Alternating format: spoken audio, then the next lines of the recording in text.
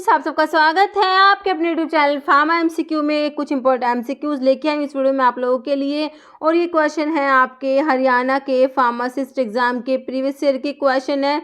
2017 में ये एग्ज़ाम हुआ था, उसके क्वेश्चंस है। एक पार्ट मैंने अपलोड किया था इसका आज, ये उसमें 10 क्वेश्चंस एक्सप्लेनेशन के साथ डिस्कस कर रहे थे। This is the part 2। Okay, तो ये पार्ट 2 है। इसमें आगे एमसीक्यूज हम जो है डिस्कस करेंगे एक्सप्लेनेशन के साथ में। ओके, तो ये एमसीक्यूज आपके देखिए सभी फार्मा कॉम्पिटिटिव एग्जाम्स के लिए इंपॉर्टेंट रहने वाले हैं। हरियाणा का एग्जाम है आपका, एमपी में है, और बाकी डिफरेंट जितने भी आपके फार्मा कॉम्पिटिटिव एग्जाम्स होने हैं तो सभी के लिए काफ़ी इंपॉर्टेंट रहने वाले हैं। तो किसी भी फार्मा एग्जाम्स के प्रिपरेशन कर रहे हैं, चैनल पर नए हैं, आप चैनल सब्सक्राइब नहीं किया, चैनल को प्लीज सब्सक्राइब कीजिएगा। वीडियो को लाइक करना, शेयर करना, कमेंट करना, बेल आइकन को प्रेस करना, ताकि जो आने वाले वीडियोस होते हैं उनके नोटिफिकेशंस आप लोगों को मिल सके। क्वेश्चन देखिए, which is water soluble vitamin. देखिए कितना सिंपल क्वेश्चन। जब आप विटामिन पढ़ते हैं तो सबसे पहले यही पढ़ते हैं कौन से हैं जो वाटर सोल्यूबल है, कौन से हैं फैट सोल्यूबल है।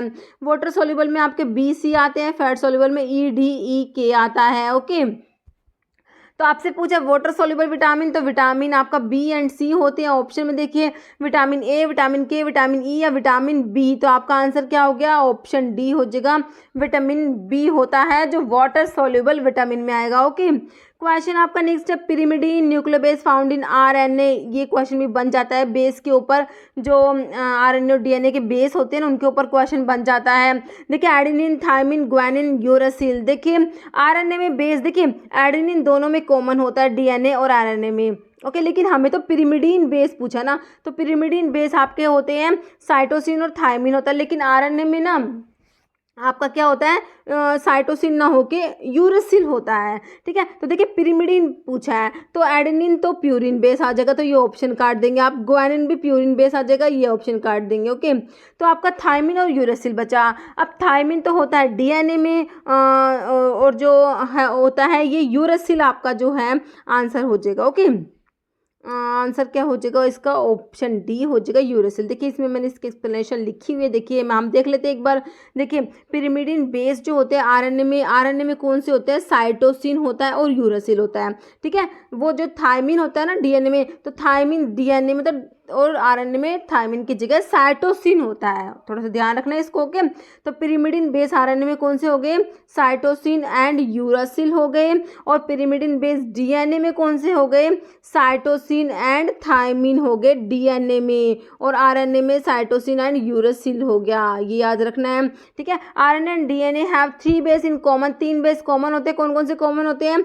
ग्वानिन होता है, एडेनिन होता है, साइटोसिन। ठीक है, ग्वानिन, एडेनिन और साइटोसिन जो है ये तो कॉमन होते हैं। 4th बेस जो होता है थायमिन, जो होता है DNA में थायमिन होता है, RNA में यूरासिल होता है। ओके, तो ये ध्यान रखेंगे आप लोग। नेक्स्ट आपका क्वेश्चन है, mechanism of action for sildenafil use in erectile dysfunction. Sildenafil को देखिए इरेक्टाइल डिसफंक्शन के लिए यूज़ करते हैं, पल्मोनरी हाइपरटेंशन के लिए भी सिल्डेनाफिल को यूज़ करते हैं। इसका मैकेनिज्म होता है, ये क्या करती है, जो फोस्फोडाइएस्ट्रेज 5 जो होता है उसको इनिबिट करा देती है। फोस्फोडाइएस्ट्रेज 5 इनिबिटर होता है सिल्डेनाफिल। ओके, ध्यान रखेंगे क्या होता है, फोस्फोडाइएस्ट्रेज 5 इनिबिटर होता है सिल्डेनाफिल। काफ़ी इंपॉर्टेंट ड्रग है, ध्यान रखनी है। ओके, देखिए ऑप्शंस में एंजियोटेंसिन कन्वर्टिंग एंजाइम इनिबिटर। देखिए AC इनिबिटर्स कहाँ पर आते हैं? देखिए जो हमारा एंजियोटेंसिनोजन होता है, देखिए एंजियोटेंसिनोजन होता है, इससे बनता है एंजियोटेंसिन 1 बनता है, फिर इससे बनता है एंजियोटेंसिन 2 बनता है। ओके, फिर एंजियोटेंसिन 3 फर्दर होता है। तो देखिए एंजियोटेंसिनोजन से एंजियोटेंसिन 1 बन रहा है। यहाँ पर तो हमारा रैनिन है जो कहाँ से रिलीज होता है? किडनी में juxtaglomerular cells, JG cells जो होते हैं रैनिन सिक्रेट करते हैं। काफ़ी इंपॉर्टेंट है, रैनिन और इथ्रोपोइटिन दोनों किडनी से सिक्रेट होते हैं, काफ़ी इंपॉर्टेंट है दोनों। ओके, तो रैनिन जो है यहाँ पर क्या करेगा? एंजियोटेंसिनोजन से एंजियोटेंसिन 1 बनाएगा। अब एंजियोटेंसिन 1 से बनता है एंजियोटेंसिन 2। यहाँ पर हमारा कन्वर्टिंग एंजाइम काम करता है जिसको इनिबिट करते हैं हमारे ACE इनिबिटर्स। ओके, तो यहाँ पर एंजाइम है एंजियोटेंसिन कन्वर्टिंग एंजाइम है, जिसको इनिबिट करेंगे कौन? आपके ACE इनिबिटर्स जो होते हैं, इस एंजाइम को इनिबिट करेंगे, जिससे क्या होता है? एंजियोटेंसिन 2 ही नहीं बनेगा, है ना। तो यहाँ पर हमारा काम करता है। और देखिए एक बात और याद रखना, एंजियोटेंसिन 1 जो होता है ये डेकापेप्टाइड होता है, और एंजियोटेंसिन 2 जो होता है ये ऑक्टापेप्टाइड होता है, और एंजियोटेंसिन 3 होता है वो हेप्टापेप्टाइड। कई बार पूछ ले क्या पता एंजियोटेंसिन 1 क्या है, डेकापेप्टाइड। ओके, ध्यान रखना है। ठीक है, तो एसी इनहिबिटर समझ में आ गया कहाँ पे काम करते हैं। एंजियोटेंसिन 1 से एंजियोटेंसिन 2 की फॉर्मेशन नहीं होने देते। तो देखिए कई बार इस टाइप से पूछ लेते हैं क्वेश्चन, कि कई बार तो बिल्कुल सिंपल पूछते हैं कि एंजियोटेंसिन एसी इनहिबिटर्स का एग्जांपल, जैसे प्रिल वाली ड्रग आती है आपकी। ओके, कैप्टोप्रिल, लिसिनोप्रिल, ये सब प्रिल वाले आते हैं, एसीई इनहिबिटर्स जो होते हैं। ओके, और एक बात और, जो except captopril and lisinopril, captopril lisinopril को छोड़ के सारे एसी इनहिबिटर प्रो ड्रग होते हैं, ये भी याद रखनी है आपने। ओके, तो आपका अभी नेक्स्ट ऑप्शन देखिए, फोस्फोडाइस्टरेज 5 इनहिबिटर, तो आपका आंसर हो जाएगा इसका। तो सिल्डेनाफिल होती है, क्या होती है, फोस्फोडाइस्टरेज 5 इनहिबिटर होती है, इरेक्टाइल डिसफंक्शन के लिए यूज करते हैं, पल्मोनरी हाइपरटेंशन के लिए इसको यूज करते हैं। और एक इंपॉर्टेंट बात, नाइट्रेट्स के साथ इसकी इंपॉर्टेंट इंटरेक्शन होती है सिल्डेनाफिल की, क्या होती है देखिए, जिस पेशेंट्स को अगर नाइट्रेट दे रहे हैं उनको सिल्डेनाफिल देते हैं तो क्या होता है, सीवियर हाइपोटेंशन हो जाता है। ओके, तो ये इंपॉर्टेंट इंटरेक्शन है सिल्डेनाफिल की नाइट्रेट्स के साथ में। फिर आपके एचएमजी कोए इनहिबिटर्स की कहानी देखिए, एचएमजी कोए इनहिबिटर्स में आपके स्टैटिन्स आते हैं, सिम्वास्टैटिन, रोसुवास्टैटिन। तो जो आप एंटी हाइपरलिपिडेमिक ड्रग पढ़ते हैं ना, उसमें आपके स्टैटिन्स आते हैं। एचएमजी कोएंजाइम ए जो होता है उसको इनहिबिट करा देते हैं, एचएमजी कोए रिडक्टेज इनहिबिटर होते हैं ये, एचएमजी कोए रिडक्टेज इनहिबिटर होते हैं स्टैटिन्स। ठीक है, एचएमजी कोए रिडक्टेज जो होता है एचएमजी कोए से मेवालोनेट की फॉर्मेशन कराता है, जो कोलेस्टेरॉल की सिंथेसिस होती है उसमें जो रेट लिमिटिंग स्टेप जो होता है ना, जो एचएमजी कोए से मेवालोनेट बनता है, ये रेट लिमिटिंग स्टेप होता है। तो यहाँ पर ये एंजाइम काम करता है एचएमजी कोए रिडक्टेज, तो उसी को इनहिबिट करा देते हैं आपने ये एचएमजी कोए रिडक्टेज इनहिबिटर, इसमें स्टैटिन्स आते हैं, ये भी काफ़ी इंपॉर्टेंट है। कोलिनेस्ट्रेज की इनहिबिटर क्या होता है देखिए, कोलिनेस्ट्रेज इनहिबिटर क्या है, कोलिनेस्ट्रेज इनहिबिटर्स जो होते हैं आपके कोलिनेस्ट्रेज एंजाइम को इनहिबिट करेंगे, जैसे आपकी फाइसोस्टिग्मिन, नियोस्टिग्मिन, जो सारी ड्रग्स आती है ना, पाइरोस्टिग्मिन। कोलिनेस्ट्रेज एंजाइम क्या कराता है, क्या है, एसिटाइल कोलिन की हाइड्रोलिसिस कराता है। तो ये जो आपके एंटी कोलिनेस्ट्रेज होते हैं, कोलिनेस्ट्रेज इनहिबिटर जो होते हैं, ये क्या करेंगे, कोलिनेस्ट्रेज एंजाइम को इनहिबिट कर देंगे, जिससे क्या होगा, एसिटाइल कोलिन की हाइड्रोलिसिस नहीं होगी, एसिटाइल कोलिन का लेवल बढ़ जाएगा। तो ये आपके होते हैं cholinesterase inhibitor. Okay, I think आपको चारों ऑप्शंस क्लियर हो गए। नेक्स्ट क्वेश्चन देखिए, penicillin has a beta lactam ring fused to. तो पेनिसिलिन क्या है, बीटा लैक्टम एंटीबायोटिक में आती है। पेनिसिलिन, सिफेलोस्पोरिन, कार्बापिनम्स, मोनोबैक्टम्स है ना।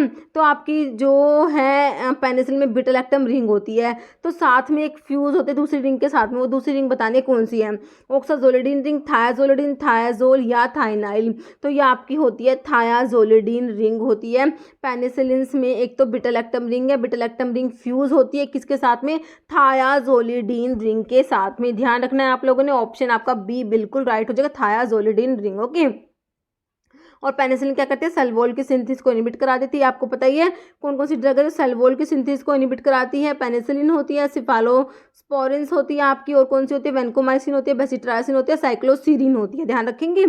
नेक्स्ट क्वेश्चन है, और देखिए सिफालोस्पोरिन में जो बीटा लैक्टम रिंग होती है वो फ्यूज होता है किसके साथ में, 1,3-डाइहाइड्रोथायाजीन सिस्टम। ओके, ध्यान रखना, सिफेलोस्पोरिन में जो बीटा लैक्टम रिंग है वो फ्यूज होगी 1,3-डाइहाइड्रोथायाजीन रिंग के साथ में।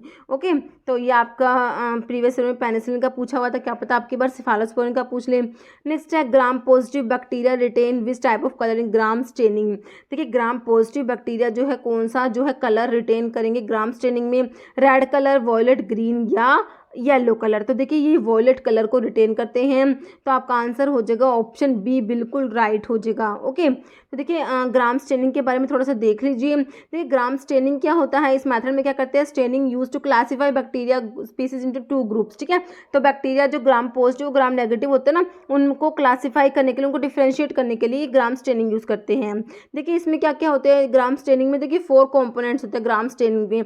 एक तो प्राइमरी स्टेन यूज करते हैं, फिर एक मोर्डेंट जैसे आयोडीन होता है एज अ मोर्डेंट यूज करते हैं, डिकलराइजर यूज करते हैं, काउंटर स्टेन यूज करते हैं। ओके, देखिए when stained with primary stain and fixed by mordant, some bacteria are able to retain the primary stain while other get decolorized by decolorizer. Those bacteria that resist decolorization retain the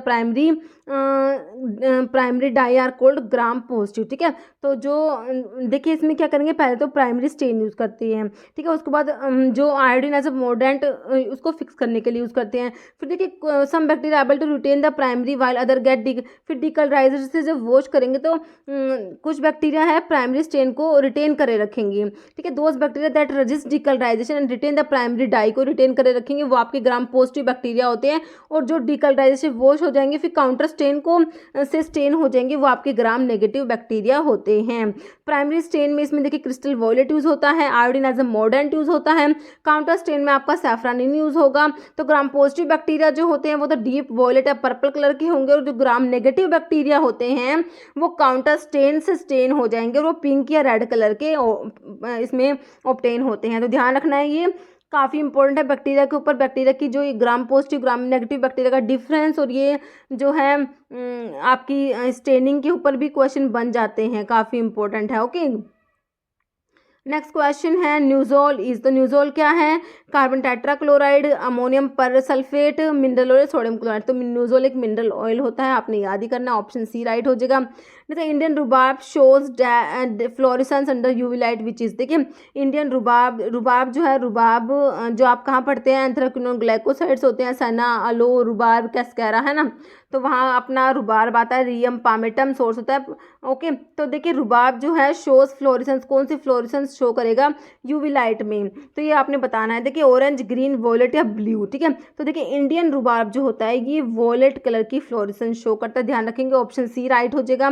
देखिए Indian rhubarb shows a strong deep violet fluorescence in UV light. और एक होता है रापोन्टिक रुबाब होता है, वो blue florescence show करता है यूवी लाइट में, ध्यान रखना है।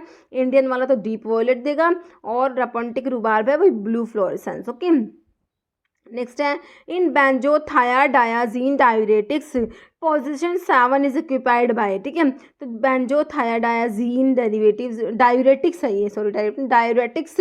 तो पोजीशन 7 पे कौन सा ग्रुप है? NH2 group, sulphonamide group, chloro group या कीटोन ग्रुप। देखिए सल्फोनामाइड ग्रुप होता है पोजीशन 7 पे, ध्यान रखना, ऑप्शन आपका बी राइट हो जाएगा।